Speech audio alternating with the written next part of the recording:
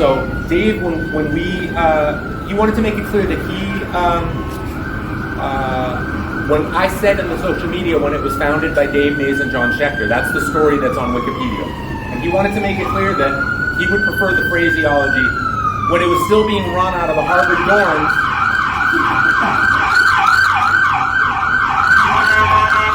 I'm trying to do it like here, guys.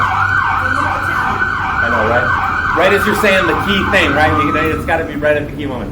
He says, he corrected us slightly. He said, when it was still being run out of the Harvard dorms by founder Dave Mays and his original partners, John Schechter, Ed Young, and James Bernard, some of whom moved on and went down to New York. Okay, so that's 88. That's August of 88. One page. Second issue is the one you see here.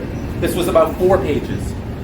By the third issue here, this is, I think, this one here. Is this the third one now? Yeah, no, this is volume 2, number 1. This was already now getting to be about 16, 17 pages. And by the time they left New York, it was full color. This is in New York already on the left-hand side, so that's not part of the original story, but I just wanted to point out, in 1990, they were writing the official document of the first decade of rap music, at least as they were thinking about it. So, I have never read this issue. The amount of information that's locked in the source that is critical to the foundation of one of the most important musical forms of the 20th century is unbelievable. It's incalculable. Now, let me tell you the last couple quick things. So, in 1990, they moved to New York. I don't know the actual details of that, and there's still a lot to be unpacked.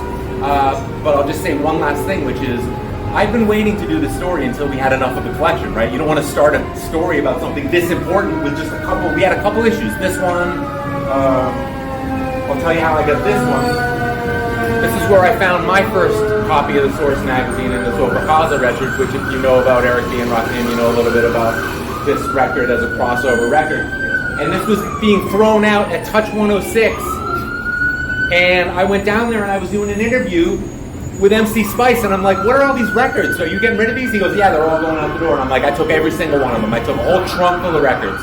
And I'm digging through them, and I'm digging through them, and I feel a little, what I thought was a promo thing in this. And I pulled it out, and it was source number 2 in an Ofra Haza record from 88.9 at night. In what year? 1988. 88, listening to this source. Went to Terrence Clark, another DJ. So just one little archival element tells a whole story about like unpacking the archaeology of this magazine. Who did this go to?